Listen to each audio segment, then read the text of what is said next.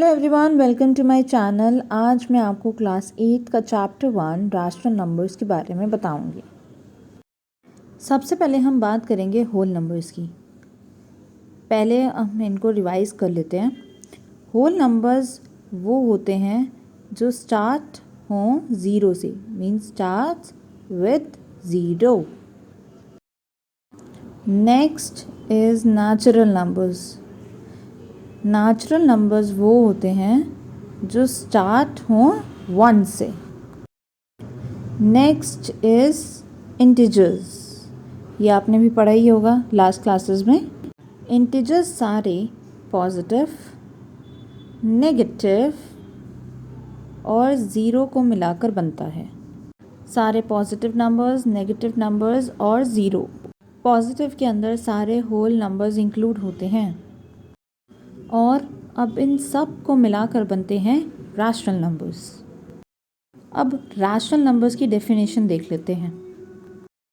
A rational number is a number that can be represented as a fraction of two integers in the form of p by q। यानी कि rational number जो है वो fraction की form में होना चाहिए, जिसमें जो आपका q है डिनोमिनेटर वो आपका ज़ीरो नहीं होना चाहिए। For example 4/5 -6/2। अब यहाँ पे देखो टू इंटीजर्स की बात हो रही है, तो एक पॉजिटिव एक नेगेटिव या दोनों नेगेटिव भी हो सकते हैं, लाइक -8/-9। पर ध्यान रखना ये डिनोमिनेटर कभी भी ज़ीरो नहीं होना चाहिए, बिकॉज इसकी जो है कोई वैल्यू ही नहीं होती। अब आगे बढ़ते हैं। सबसे पहले हम बात करेंगे प्रॉपर्टीज़ की। First is whole numbers. Whole numbers के अंदर सारी प्रॉपर्टीज़ की बात होगी। First property is closure property।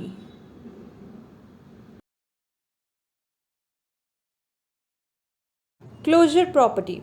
The sum of any two whole numbers will always be a whole number. That is, if a and b are any two whole numbers, then a plus b will be a whole number. In short, अगर हम कोई दो numbers लेते हैं, for example a and b, तो हम उनका जब हम सम करेंगे, यहाँ पे सम लिखा है मतलब कोई भी ऑपरेशन करेंगे, एडिशन, सब्ट्रैक्शन, मल्टीप्लिकेशन, डिवीजन, तो जो उसका आंसर होगा वो भी होल नंबर होना चाहिए। फॉर एग्जाम्पल सबसे पहले हम प्लस का चेक कर लेते हैं।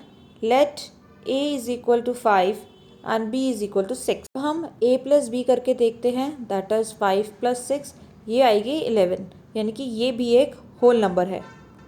Now let's check for subtraction. Same, a is equal to 5, b is equal to 6।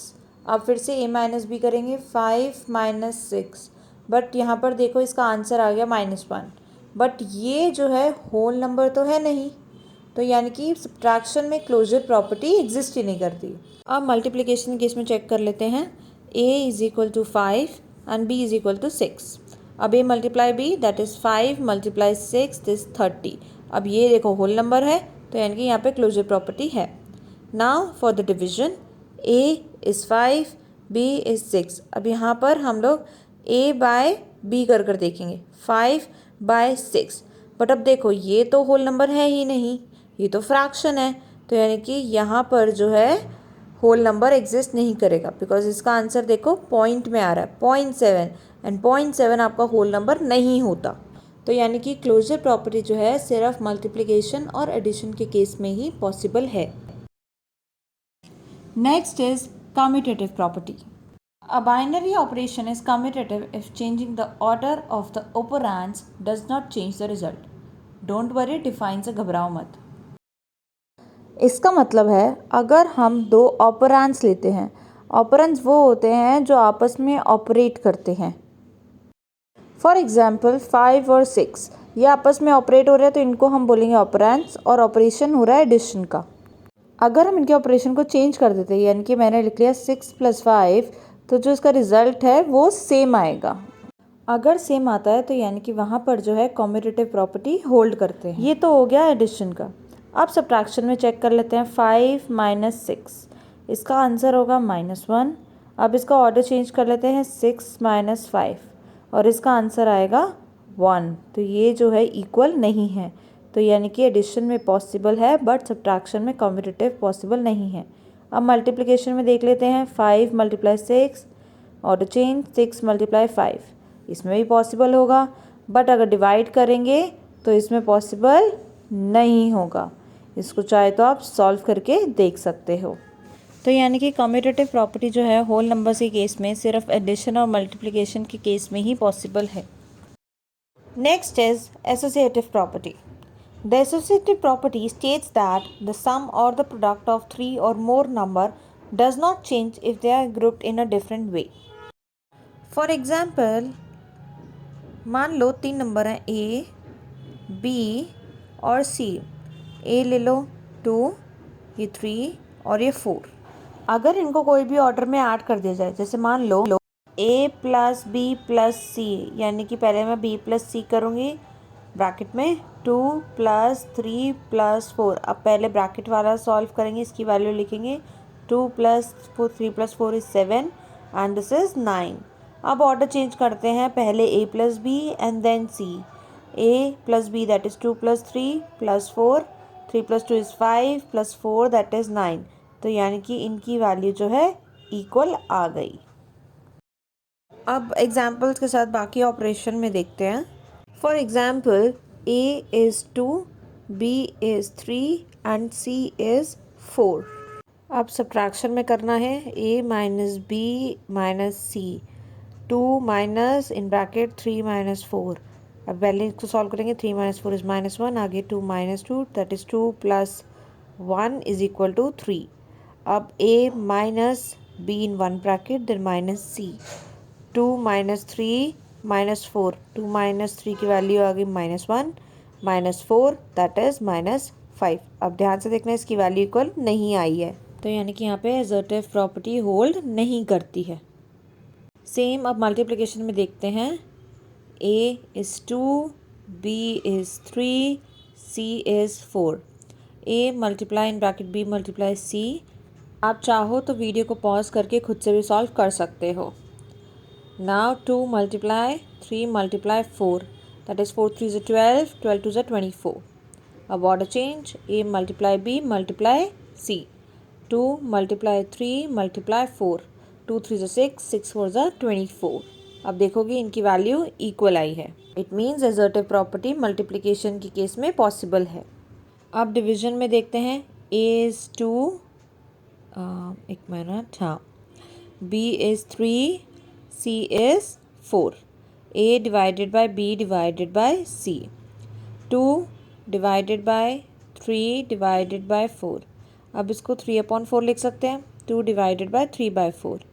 Now 2 × 4/3, ये आ जाएगा 4 2 is 8/3।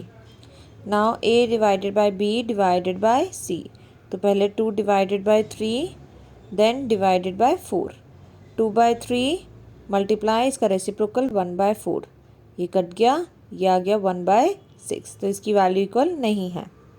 तो यानी कि एसोसिएटिव प्रॉपर्टी जो है सिर्फ एडिशन और मल्टीप्लिकेशन के केस में ही पॉसिबल है और बाकियों के केस में नहीं होगा। आप चाहो तो इसको ऐसे लिख लो, A + B +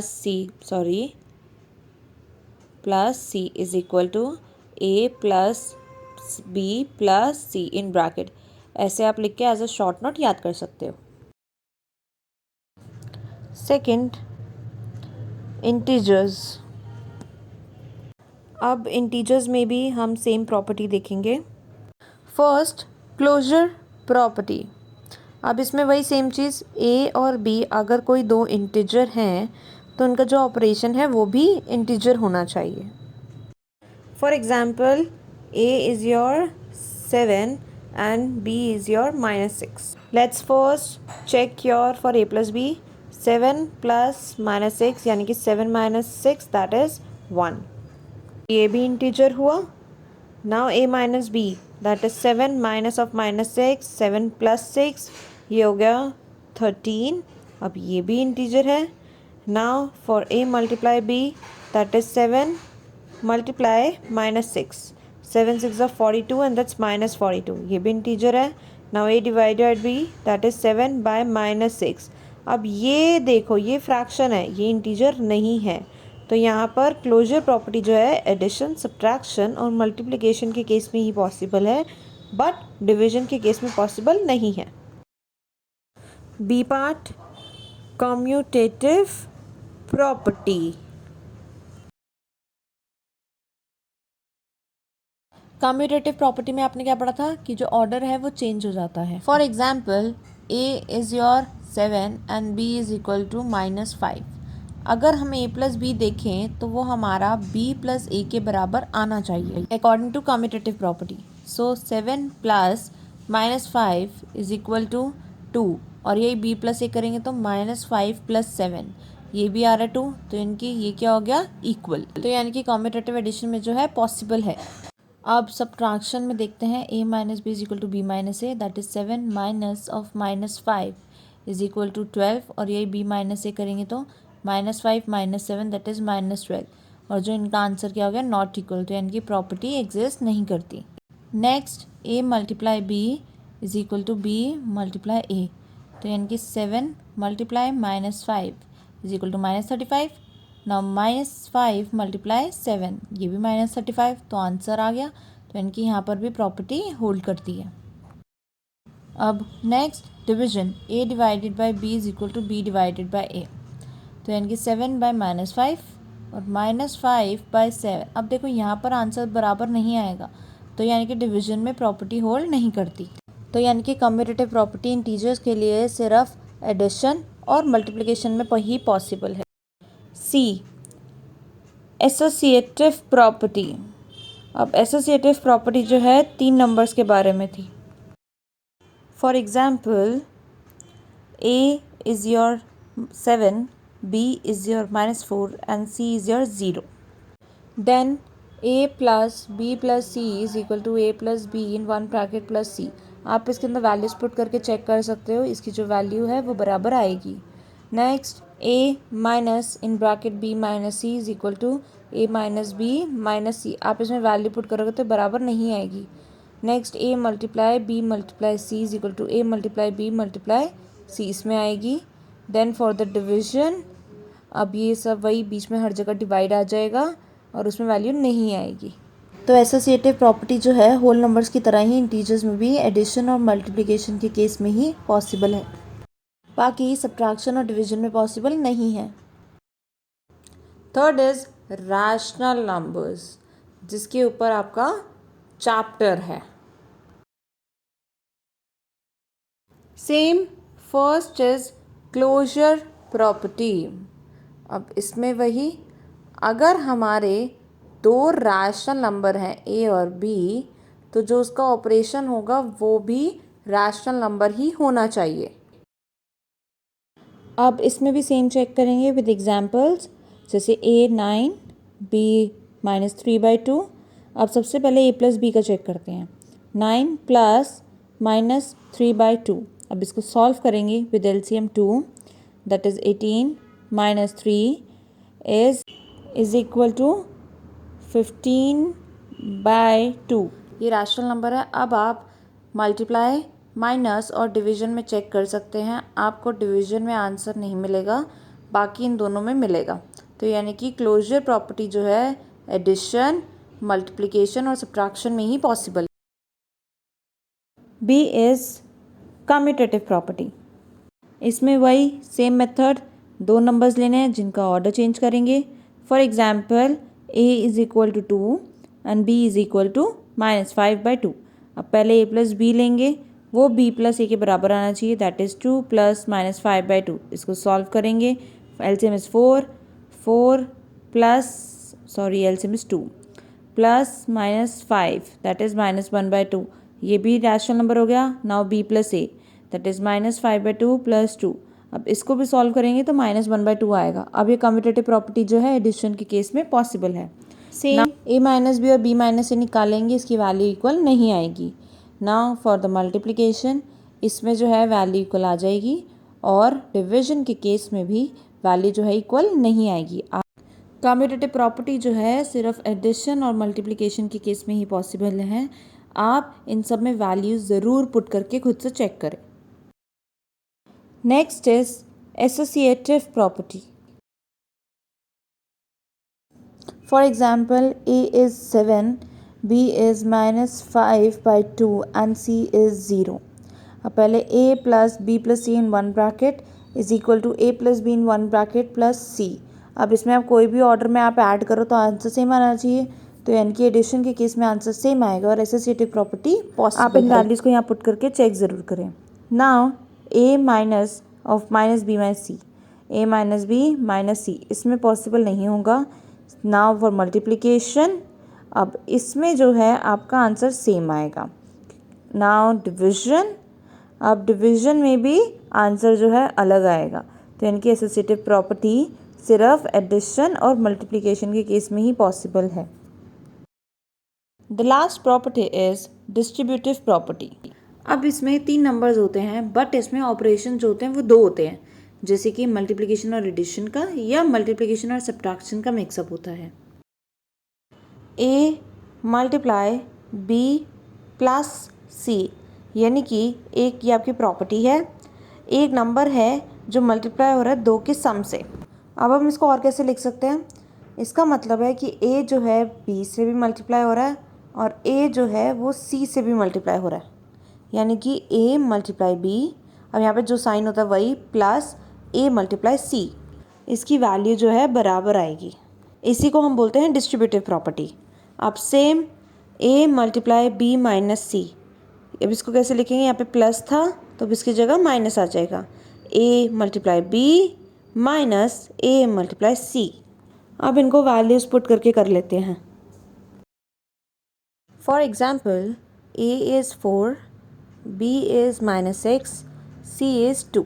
पहले इसको करते हैं, LHS में पुट करते हैं, a मल्टीप्लाई यानी कि 4 multiply -6 plus c, I mean 2, यानी कि 4 मल्टीप्लाई -6 प्लस 2 इज़ -4, और इसको सॉल्व करेंगे तो आएगा -16। अब यही RHS देखते हैं, a मल्टीप्लाई b यानी कि 4 मल्टीप्लाई -6 प्लस 4 मल्टीप्लाई 2। अब 4 into -6 is -24 plus 8 is equal to -16। अब ये आ गया इक्वल। अब आप लोग वीडियो पॉज करके माइनस का चेक करो। अब माइनस का मैं करके दिखाती हूँ। a is equal to 4, b is equal to -6 and c is equal to 2, यही वैल्यूज़ लेके सॉल्व करते हैं। LHS is equal to 4 multiply -6 -2, -6 -2 is -8, यानी कि 4 मल्टीप्लाई -8 दैट इज़ -32। और हम अब RHS देखते हैं, 4 multiply -6 minus 4 multiply 2 that is 4 into -6 is -24 minus 4 2 ज़ा 8, इसको सॉल्व करेंगे -32। अब ये भी इक्वल हो गया। इसका मतलब है माइनस के केस में भी डिस्ट्रीब्यूटिव प्रॉपर्टी जो है होल्ड हो रही है। अगर आप तीनों की जगह कोई भी वैल्यूज पुट करते हैं LHS में तो RHS के इक्वल ज़रूर आएगा।